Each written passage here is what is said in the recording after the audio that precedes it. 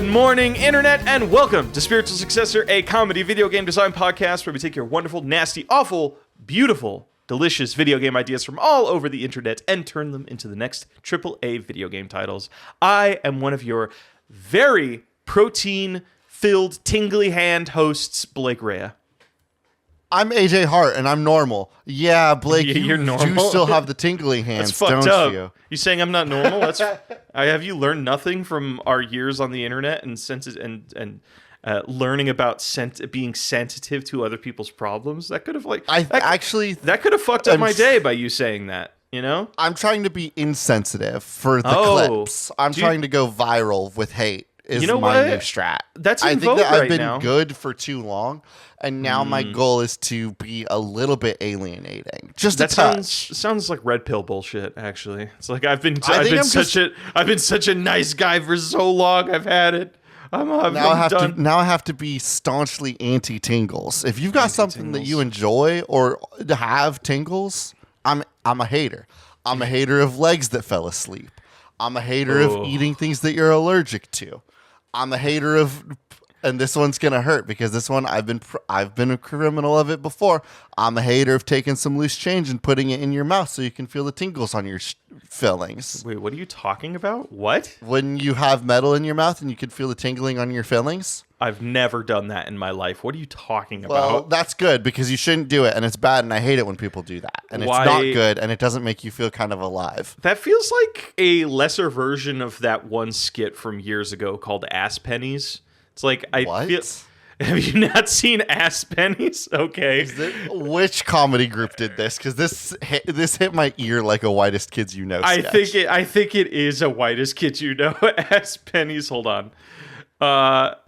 Oh, no, Ass Pennies, it's Upright Citizens Brigade from Comedy Central. Whoa. No. No. That's a 4-minute long clip. I'm not watching that right now. I'll give you the base. It's basically what you said. It's like, hey, every quarter you touch, now you have to think about it. Oh, did that go in some young kid's mouth who was like fucking around with it and messing with their fillings? Also, quarters end up on the ground sometimes, and in not great places. So I don't know if I'd want to put any kind of change in my mouth. Obviously, you wash the change before you go for a tingly mouth sensation. I feel the people that are putting quarters and pennies in their mouth aren't thinking about that. They're like, they got to get their hit of tinglies, and then they'll worry about the germs later. Gotcha. Yeah, they don't. So you agree? You're anti people going for the tingles. I thank you. Welcome to the team, Blake. Fuck tingles. Anti-putting, ass pennies in your mouth. Basically, ass pennies is this guy. It's a really funny short. He basically, as a power move, this one guy, anytime he gets a penny, he puts it in his butt and then puts it in the give a penny, take a penny. So he feels this level of like I've been doing it for 30 years. Pretty much every penny in this city has touched my ass. You have probably touched my ass. I have power over you. You mean nothing to me because you've touched my ass pennies. It's super stupid, but that is a weird power trip. But really funny. Big fan. Oh, goodness. Sorry if Blake, how have you been other than the tingles? How's the week been for you, buddy? I feel great. Like, you and I, prior to recording this, were just, like, reciting Dracula flow lines to each other and just... and just giggling like stupid children. And that, I value that. I think it's time to sit down and watch through all of Dracula Flow again. Really? Oh man, how long? I don't know how long it's been. Some of them get really long, admittedly. Like some of them are like a half hour long, which is arguably too much Dracula Flow. Yeah, it works better in sips, I would assume. Blake, you been playing anything lately? I have. I have been slowly. I've been slowly getting off of a Balatro addiction. Basically, like every night before bed, I'm trying to I'm trying to replace my doom scrolling, before bed, or like before bed, I'll hop on like a fucking Instagram or whatever, or I'll hop on a dating app and I'll scroll through dating app, and then I match with a bot that's plugging their OnlyFans, and then just be like, that's upsetting to me. Fuck it up. Yeah. Fell for it again, sucker. Wild. Also, I have a crazy. Fuck it. I don't want to talk about video games. Could I talk about like a weird fucking tangent I went on last night? A weird rabbit hole. Is it about dating apps? It is about dating apps, and specifically about hustle bro culture that has infected dating apps. It's kind of crazy. What? So, okay, I didn't know this. I mean, I kind of knew this existed, but it's insane. So, as I was saying, I went on a dating app. And I'm doom scrolling. Blake's on the apps. You hear that, listeners? If you're in the LA area, you could find Blake on the apps. Jesus Christ, no! I don't need that level of parasocial. So I'm on the apps. Apps are inundated with fake profiles of people it's bots all the way down. Shilling their OnlyFans. But the thing I found out about that is the majority of it is not like individual. I mean, because obviously I'm trying to date women. I don't know there's a lot of guy bots like this, but I've matched with a lot of like with OnlyFans profiles where it's just obviously bot and automated chat. Yeah, what's up? Can you be honest with me? Yeah. Are you falling for these bots because you fell for the profile, or are you just swiping right on the images? Swiping right on the images. I don't have time. Oh, you don't have time to read. Okay. That's another brother. Don't look. I'm sorry. Look, I'm sorry. No. You don't need to. No, you don't need to apologize. I understand like the judging mentality of that. Of like, okay, you're swiping. But here's the thing: if you go to fucking r/like Tinder, and people are constantly posting like their like amount swiped to amount matched. Guys traditionally just don't get any fucking matches whatsoever. Okay, I see.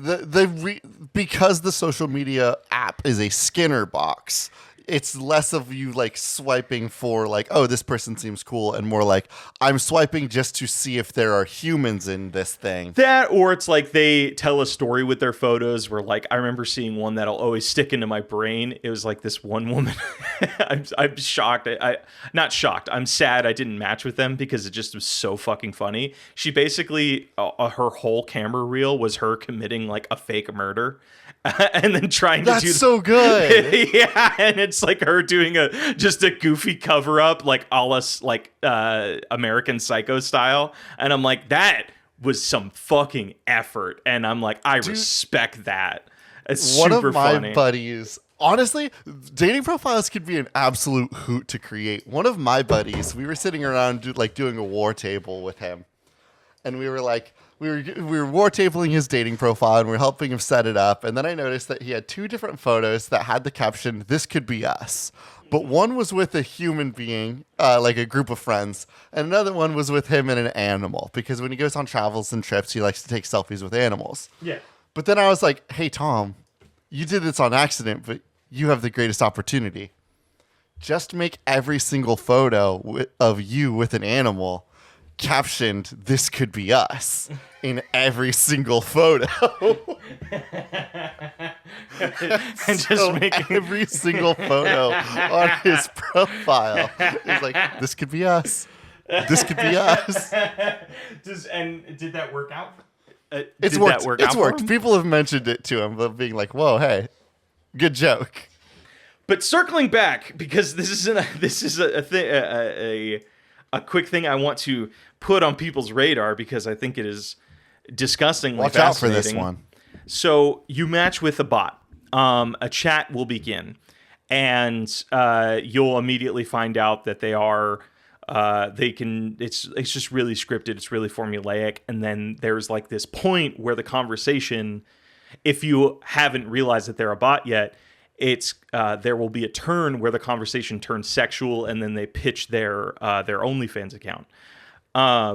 And I was like, this is just so fucking stupid. I'm so fucking frustrated with this. So I typed into Google like how much of Tinder has been taken over by OnlyFans bots, and that took probably tons, right? Yeah. Oh, 100%. But here's the fucking thing, dude.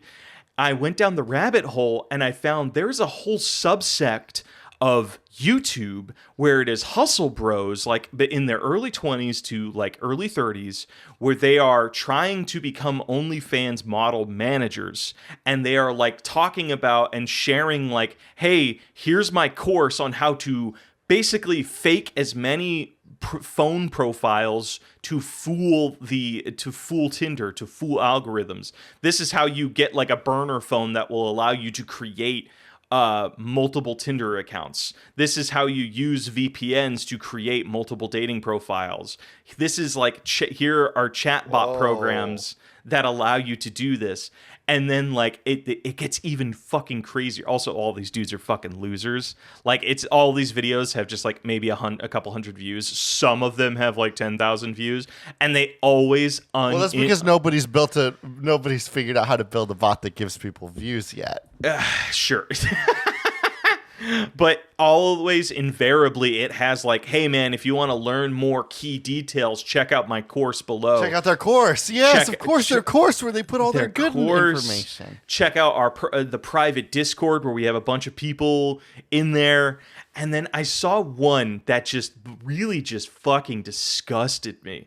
He was basically talking about like, hey, right now, the key to making a lot of money is creating as genuine and authentic and emotional connection with your customer as possible, and developing a rapport. And it basically went over like how to fool people into developing an emotional connection with you, and then incredibly creepy, and then talking about how you can turn that into a long-lasting OnlyFans conversion. So yeah, all this to say, I've been taking breaks from dating apps and being addicted to Balatro at night, because I'm like I just need to. What games you've been playing? Yeah, I'm sorry to derail so hard. I just am really passionate about that, and just how rotted it is. It's just it's so weird, so goofy. Dating apps are bad. A lot of the internet is rough right now. Blake, tell me about Balatro. Tell me about you playing Balatro and weaning off of it. Bro, everybody knows what Balatro is. I feel like out of all the games I've ever mentioned on this pod, I feel like that's the one where people are like, yeah, we get it. You do jokers, and it's just fun. No, I want you to tell me about the other part. I want you to tell me about you getting off of Balatro. Because you're right. Everybody in the whole world got Balatro pilled, except for me, because you can't trick me. You're fine. All right. I'm built better. I didn't play Balatro at all. That's not true. I did play Balatro, and it hit me like a brick wall. I was like, bink, and I was like, that doesn't seem really cool. I did hear about this game called like Blumpo's Number Factory or some shit, and I'm terrified of that game, because if I get a hold of that thing, oh my god, I'm going to be a problem. Nubby's Number Factory? Yeah, that one. Looks man, if I get a hold of that game, the 90s. What the fuck is this actually from the 90s? No, this is 2025. It's a little marble blaster, but you get points if you hit, like, you want to hit the higher numbers on the number blaster, but every time the ball hits a peg, the peg will reduce in half of number. Okay. But then you could get all sorts of little like modifiers, like, if you hit the biggest ball first, then your ball will like triple. Every time you hit two things, a little dart will fall from the sky. It seems really good. This is the exact kind of game that I would. Yeah, dude. Tell me about falling out of love with Balatro so that you and I can then. Well, I'm not falling out of love with Balatro. I'm trying to like convince myself not to play it, and I'll be real with you, little difficult, because I'm playing. I found I can 3D print the Balatro cards, so I can make like a Balatro deck in real life, and I thought, oh my god, that sounds like so much fun, actually. Hey, Blake, I'm going to hit you with a rock. You know what a fucking Balatro deck in real life is called? A deck of cards. What are you talking about? But you can You can get it with like the art from Balatro. So you can get like the cool like designs from the game printed out. So you're like, oh, you want like a king that has the multiplier on it? Cool, you can do that. You want a king that has like you want like a golden version of a 4? You can do that. It's you know. Okay, you're talking about printing. No, it's not a fucking just a normal ass deck of cards, 3D bro. printed deck of cards. Yeah, I know. I can go to the fucking gas station and buy one of those. Duh, but like, Okay. yeah. Okay, no. I'm just making sure because the sentence you said was insane. Imagine somebody has never seen a 52 card deck and they're like, yeah, I can do. Oh my! You walk into like a card store, like into a game store. It's like, oh, dude, they got the Balatro deck here, and it's just like that fucking those bicycle brand cards, and they just. I wonder if there's like anybody in the world that hasn't seen a playing card. I feel like not by this point. I think Dude, like what's crazy is cards and working at a dice. game store and then somebody comes in asking for a deck of normal bicycle cards, and I have to look at them and I'm like, I'm so sorry. You would be shocked. If you want to play Pokemon, I could get you a deck. If you want to play Magic the Gathering, I could get you a deck. I could get you a deck if you want to play Cardfight Vanguard. A poker deck of cards? Oh no, I don't have those. I mean, you'd be surprised like how many people hunt those because like magicians is a thing. No, I wouldn't, Blake. I worked at a game store where we didn't have bicycle cards. I'm well aware of how many folks want them. I didn't have any for sale, and So it happened so regularly. Why didn't you stock them then? If you were like getting regular, you're losing business. You lost like that $5 to like the other. I wasn't in card charge store. of the inventory. Maybe. But yeah, I'm doing Balatro right now. I'm trying to avoid playing any game. I have a couple games that are on my back burner that are like Satisfactory adjacent, like Timberborn or Factorio or Dyson Sphere Simulator. I'm just trying to like do anything that isn't that.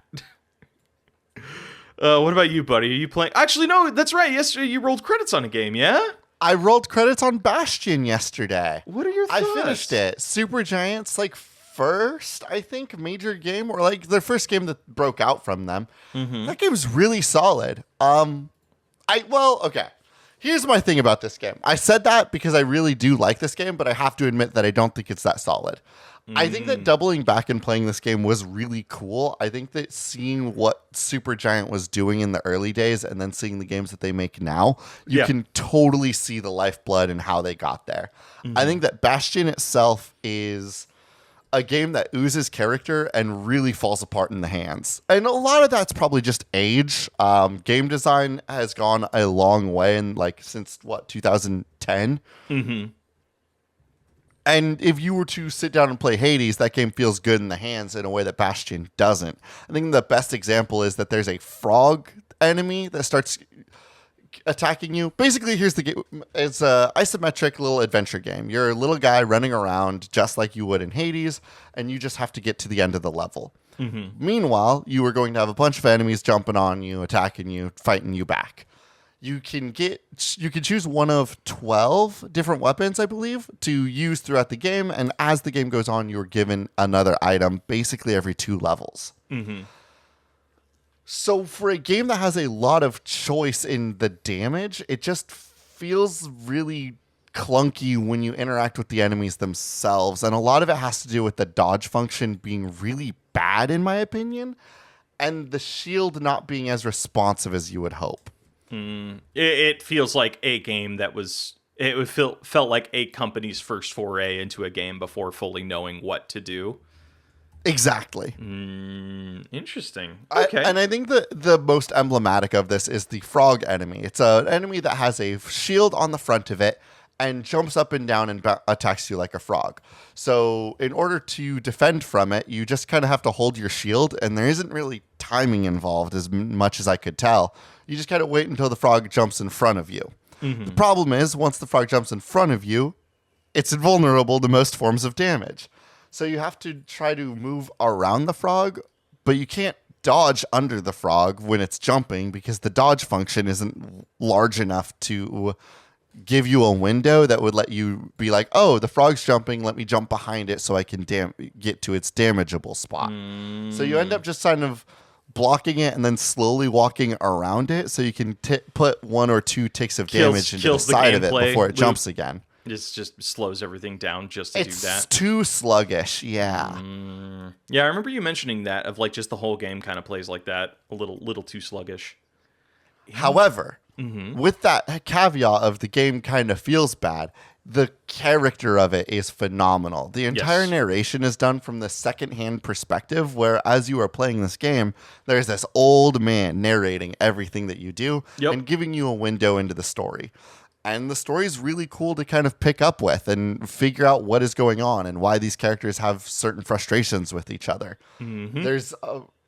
It's cool. I like it. I highly recommend it, actually. I think that if you don't have patience for old games, maybe don't check it out. But if you want to see it, check it. It's really good. Something that I did love about my short time with Bastion, it kind of like took me back to like Spyro / Crash Bandicoot days, where like it just was so saturated and so colorful, and it has like that early 3D kind of look to it, where everything looks It a is little bit super smeared. Like early Clash of Clans kind of also had it. It's the 3D blockiness to it. Like everybody's proportions have to be really blocky and really exaggerated in order to make sure that these characters stand out from this like distant isometric camera angle. Yes, super cool. I very much enjoyed that. All right, AJ, what do we do on this show? We take bad video game ideas from our audience and turn them into the next AAA titles. Where in fact do we pick these submissions from? Oh man, dude, everywhere on the internet. We take some from a Patreon Discord. We take some from Blue Sky. We take some from Reddit. We take some from the email. We might even take some from Meta's suite of products. Oh yeah. We do have a Facebook. I keep meaning to post to that. We do have a I've been Facebook. very good. Yeah, we do. We just gotta get on that some more. AJ, can I give you the first game because I'm so excited about it? Yeah, absolutely. All right. Before I give you this submission, are you familiar with a man called Alan David, the Junk Man? The Junk Man? Alan. Is it Alan David or Alan Davis? Hold on. Let me. I don't know. I've never heard of the Junk Man. Okay. Oh, it's Alan Davis. My bad. Alan Davis, Junk Man. So there is a man in Florida that I'm going to assume this has nothing to do with Junk Man, the Mega Man character. No, this is a man that has been just hoarding junk in his front yard for 25 years. And has been fighting the Florida government to keep it there and is creating every single way possible to where all of his junk that is in his yard is a protected thing. So now that you know who Alan Davis is, I have this submission from Squid Pope. Hold on. It's his yard, though, right? It's his yard.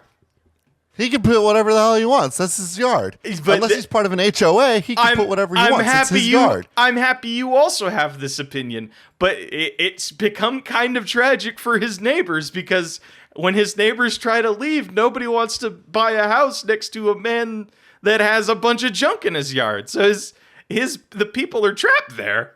So it's become kind of a hellscape for his neighbors, and he's done some batshit stuff to what? He has created sculptures out of the junk to where his whole front yard becomes a art exhibition. No, fuck you. If he's making sculptures, it's art. Now it's not junk. That's art. Fuck you. I would recommend going down the rabbit hole and checking this out. But okay, but we'll talk about him some more. I just want to give you the game submission so you know the context of where I'm approaching this. This comes to us on our Reddit page. He's making giant sculptures of butts? Yeah. Hold on, why would you bury the lead on this? This is a guy I was going to get to that. Oh my god. I was going to get to that. This goes from Squid Pope. Using your grandpa's rusted scrapyard, construct fun, tetanus-filled parkour jungle gyms for children. AJ, we are Alan Davis. We are trying to fight the fucking government. We are trying to fight our nobody neighbors who are trying to trample on our freedom rights about making our front yard look as amazing as possible and be as junky as possible. We are going to create art exhibits that are also climbable objects, a la the City Museum in San Luis.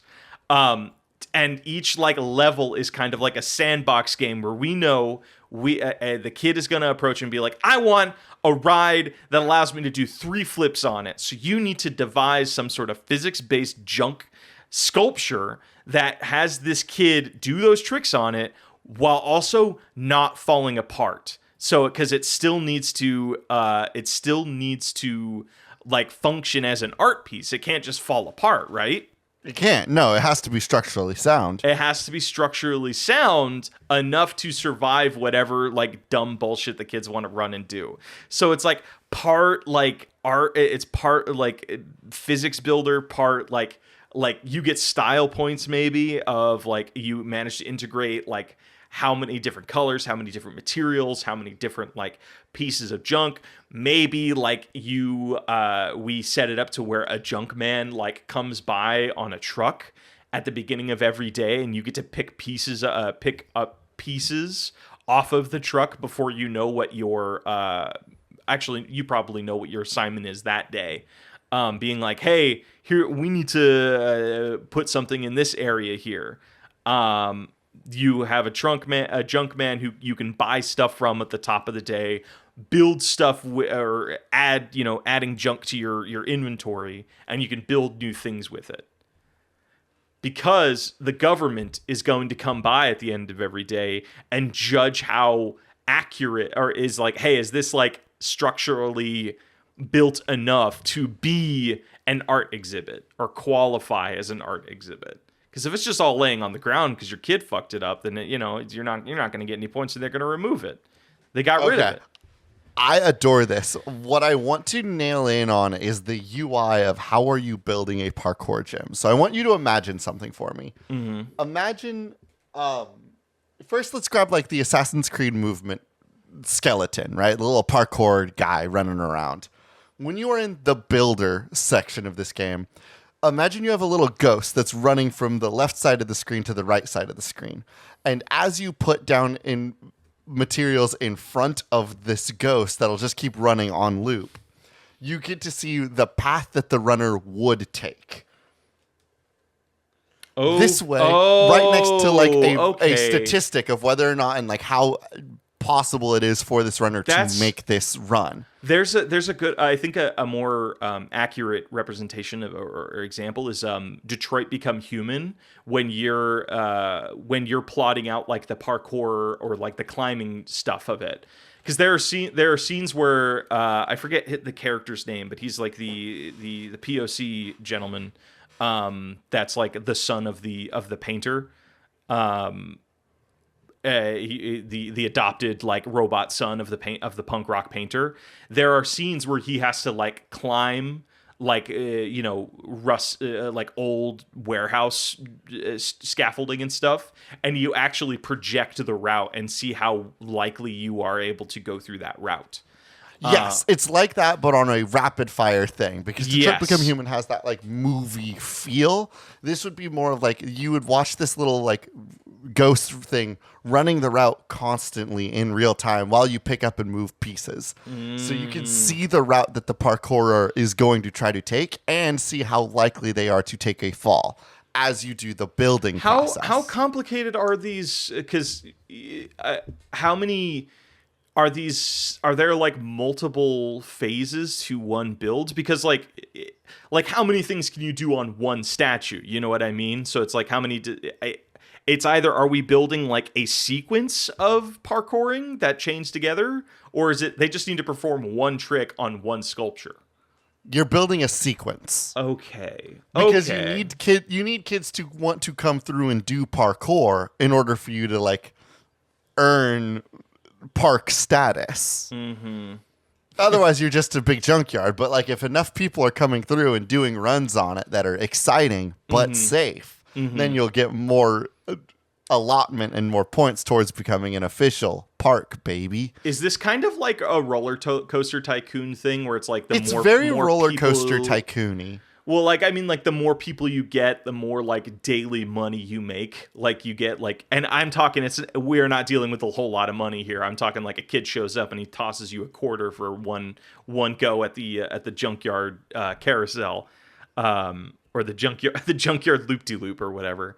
where they have to ride their bike on it. And that's another thing we could talk about. What if like the kids have vehicles? What if they have certain things that they want to use on this sculpture of like, hey, a kid wants to go through this course on his bike. Kid wants to go through the course on her pogo stick. Kid wants to go through the course on moon shoes. You know what I mean? So it's you have to like take and shoes. yeah, I know. You need to build a two kids want to fight each other with rock'em sock'em boppers. You need to build a coliseum or a small cage fight where no, it still has to be a run. It has to be a parkour run. No, no boxing. They can do a moon shoes run, but I don't think that we can build a space for children fighting. I think this game is all about like maximizing the engine. And you're like, hey, your assignment is there's two kids that want to go at it with rock'em sock'em boppers.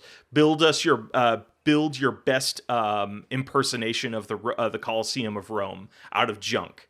And that's where like kids have to fight, and obviously the kids are going to be throwing each other, and the Colosseum has to withstand the fight and the kids being thrown around and stuff like that, and not wobble too much. I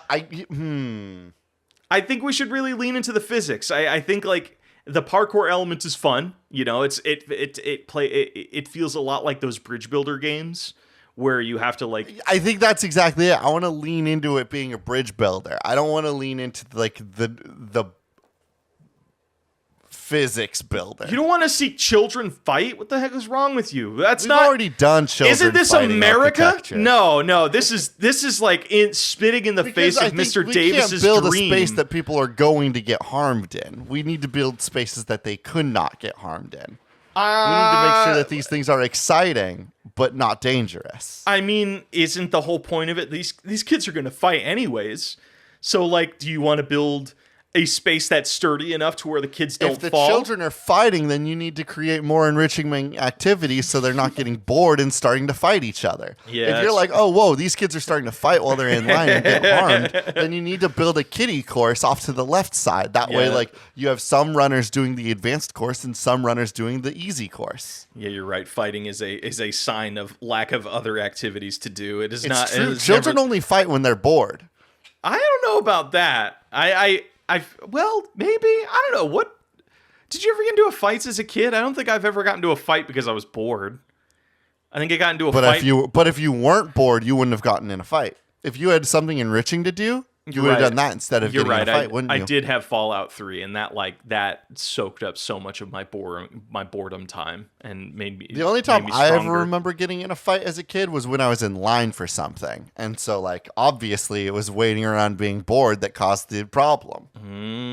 You know who's not getting into fights? iPad babies. Yeah, but they're becoming rotted in another way. Well, yeah, but we're not worrying about that right now. Blake, I would like to talk about another junk idea. Okay, hit me with this comes from our Patreon Discord. M suggests Raccoon Quest RPG. All of your equipment is scavenged. That's so cute. Okay, hold on, AJ. Can we before we dive into this game, can this also take place on Mr. Davis's plot of land? Where it's also taking place on Davis's plot of land, no questions. Their home base is one of the ass cheeks in one of his butt sculptures. Because I think that a lot of these like fantasy novels, to jump into this submission, I've read my Redwall. I've read a little bit of Warrior Cats. I've even dabbled into the new comic Feral. And all of these are like stories about animals in a human world. But I feel, well, Redwall may not have human world, which is exactly the purpose of this. You see like animal adventurers sometimes, but you don't see a lot of animal adventurers where the raccoon shows up and they just have a giant like hat on that is somebody's like colander. And now the raccoon has armor, and that's what makes the raccoon scary in this world. So you're talking about like a post-apocalyptic sort of vibe, but with animals? Yes. So like the raccoon is one of the unique animals in that will scavenge for tools and weapons. I feel like raccoons would be kind of OP in the post-apocalypse. They have hands. Hell yeah, they would. They have hands. They have hands. They don't have object permanence, though, sadly. But like, they definitely they don't. Brother, they dipped cotton candy into water and it disappeared. They were like, "Where did it go? It's gone." Well, no, that's not fair to them because it does disappear. Hold on. But that's not object permanence. But they're like, "Where did it go?" They don't realize that it's that's object a fair reason to be confused. Is that object permanence? No, object permanence is the idea of like if you show a baby a ball and you're like, "Check out this ball, baby." And the baby's like, "Whoa, a ball." And then you put the ball underneath a blanket. The baby's like, "There's no ball. There's never been a ball. I don't know what you're talking about." Oh, okay. That's object permanence. Oh, so the fact that they're like, "Where did it go?" implies that they have object permanence because they have object permanence. Those raccoons know that when they pick that thing up from the water, it better still be there. Yeah, and then it's not. It's gonzo. Yeah. Okay. So either more reason for them to be OP.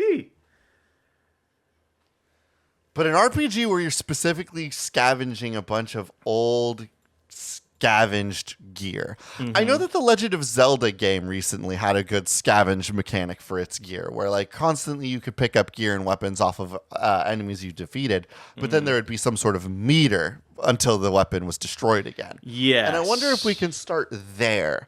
A raccoon quest where you're starting with like leaves and sticks.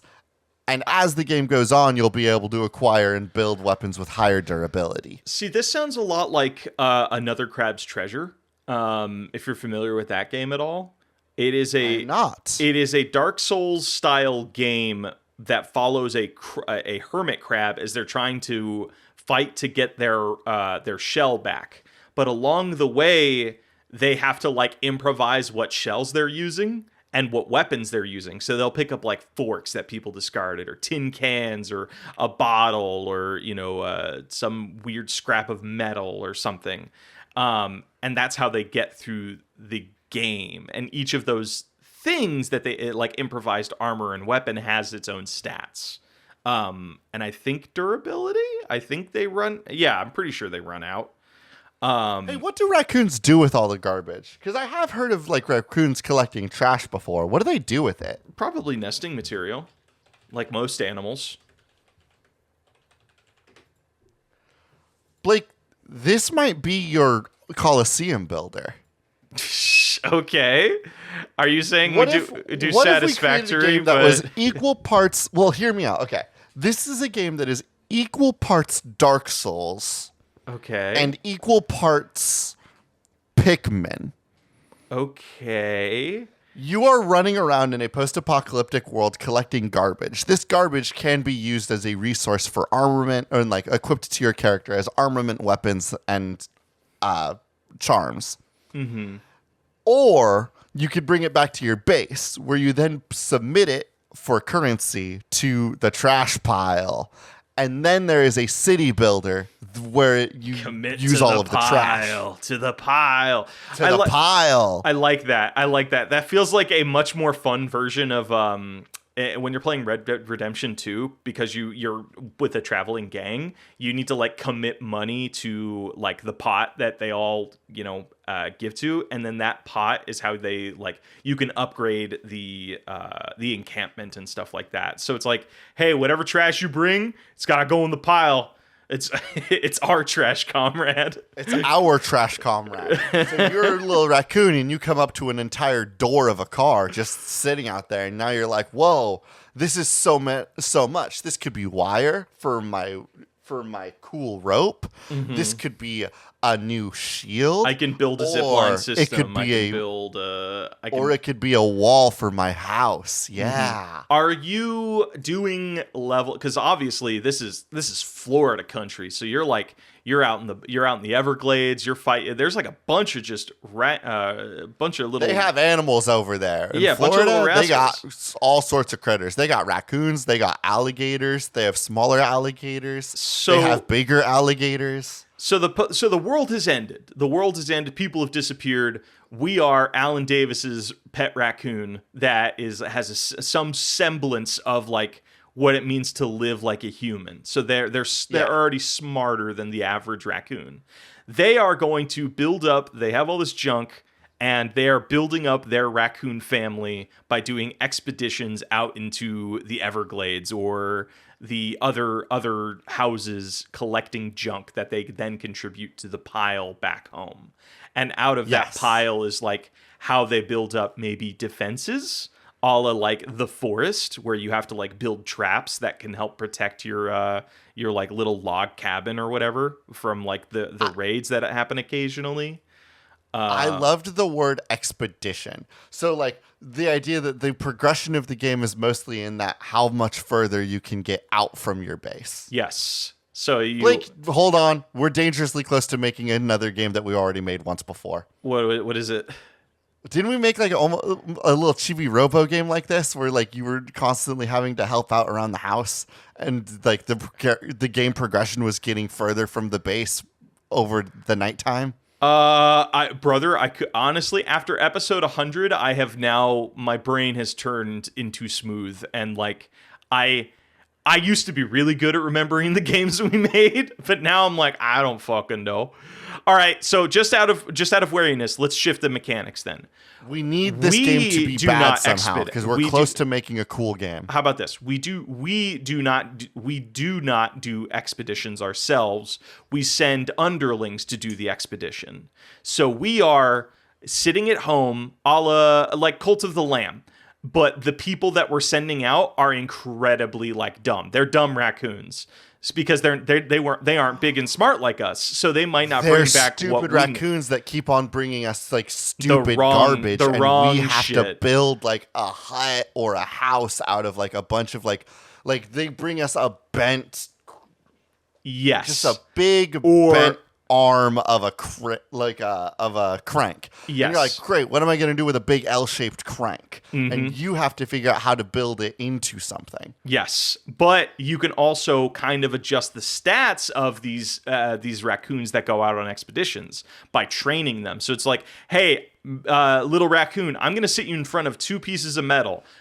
You're going to sit there for 12 hours until you realize that one's aluminum and that one is steel. You need to know the difference. Oh, you need to know the difference, because if you guys keep on bringing me aluminum cans, you guys aren't going to be able to protect yourself from shit. Yes. So, like, if I see more aluminum cans, I can't get you guys anti-alligator armor, because alligators fucking love eating cans. Yep. And there's always the chance of like them on an expedition, like they write you like Civil War ass style letters of like, oh, this morning we after cresting a barren hill filled with cannon fodder and the stink of the dead, we came across an alligator and it ate the shit out of us. We're both dead now.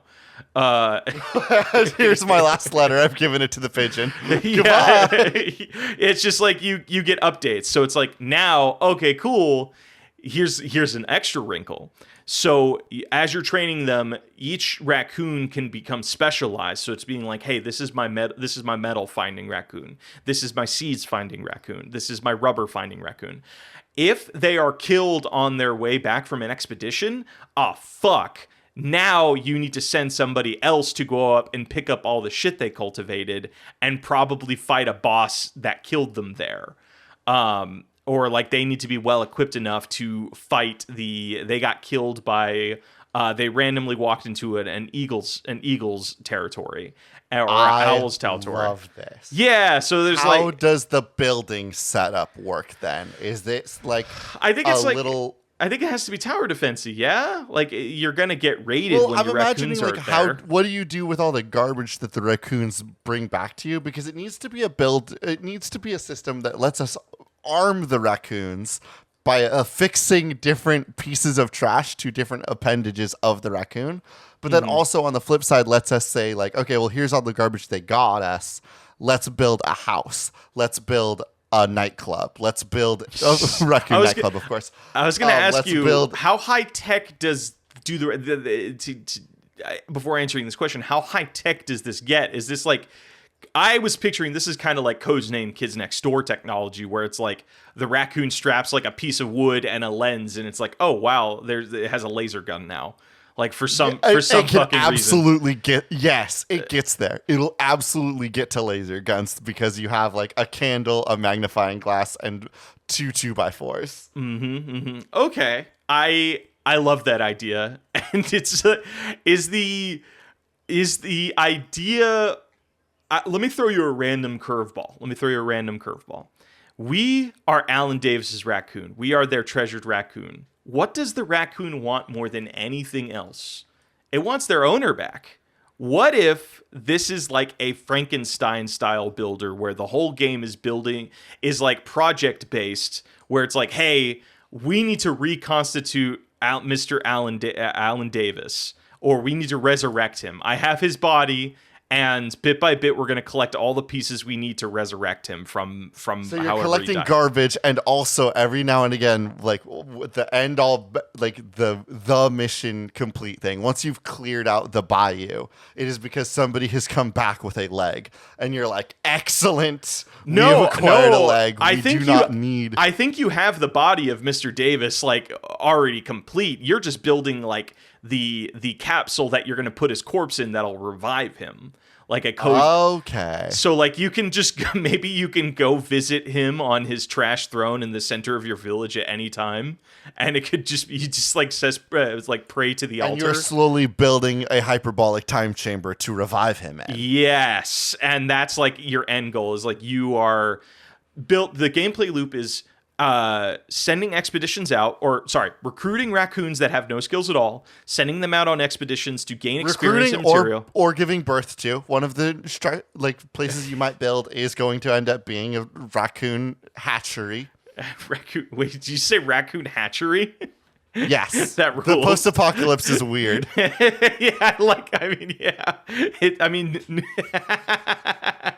I do like the idea of it being like these things are like genetically altered raccoons. I want them to be raccoons just a little bit off. Yeah, 100%. They're just like kind of like a little bit smarter, but like a little bit more mangy. I love that. All right. And then eventually you could also create like an alligator hatchery. Like you'll be able to like you can create tame alligators. Dogs. Yes. Oh. The thing about the alligator dogs that you can put on the expeditions is that they allows them to travel will further. increase the survivability and travel, but they can't be equipped gear in the same way that raccoons can be equipped gear. Yeah, you can give them a harness. You'll have a party and you'll be like, I could give this team like 2 raccoons and 2 alligators, but that's not going to increase their survivability very much because alligators don't have gear. Mm-hmm. But they can. This place carry might be too dangerous for They alligators. can carry more salvage than a bear raccoon can, though. That's true. They are. I like the idea of like that. That is where we grow. Is like us. Is You like taking over. You don't necessarily like upgrade the hatcheries or the like the buildings that you create, the studying area to help raccoons identify what trash is what. Mm-hmm. Those are facilities that you have to build, but you cannot upgrade that facility later. You have to build a new facility with better parts and then destroy the old one. So there's a constant ebb and flow of like, I built this place, but now I could build a better one. So I have to destroy the old one and use all the scrap that the raccoons have been giving me to build a better version of this. Okay. God, this sounds like so much fun. AJ, I hate to say it, but we're coming towards the end of it, and I feel like this is our game, yeah? Like Raccoon Quest RPG is probably the game. And I'm so glad we pivoted at the last moment to make this like this. All right, I want to pitch you. I because Alan Davis is a part of it, and I want to pitch you 2 things, and we can figure out how we can combine them. So Florida is known as the Sunshine State. So I would love to if we can integrate sunshine in there somewhere, and then just a name that immediately came out to me was Alan Davis's Junkman Wonderland. But that's not raccoony enough. You know what I mean? Yeah. Raccoon Junk Wonderland. Another raccoon's no, sorry. I literally just took another crab's treasure because it was so in my frontal lobe, and I just put another raccoon's treasure. It's like stupid. Yeah, that's nothing.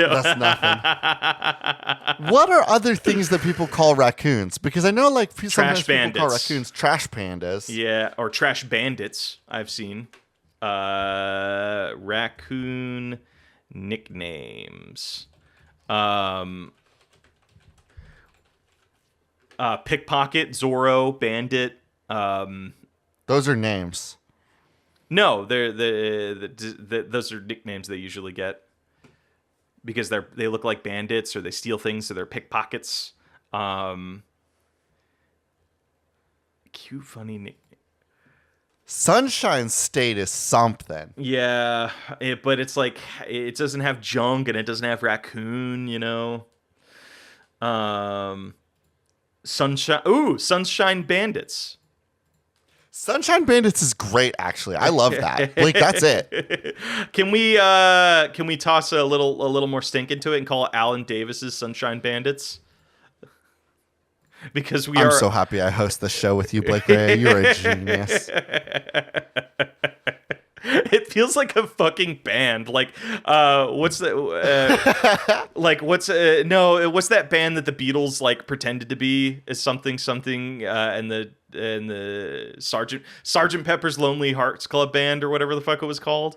It feels like I have no idea what you're talking about. I've never listened to the Beatles. Yeah, they're overrated.